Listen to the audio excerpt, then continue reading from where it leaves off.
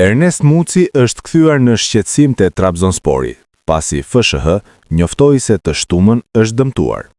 Federata shtoi se Muci ka ndjerë shqetësim në pjesën e pasme të kofshës së djathtë, pikërisht ditën e shtunë. Ndërkohë, gazetari Hasan Tuncel, që punon pranë Trabzonsporit në Turqi, raporton se dëmtimi është pëstuar gjatë sfidës në Poloni dhe Muci ka ënjtje në këmbë.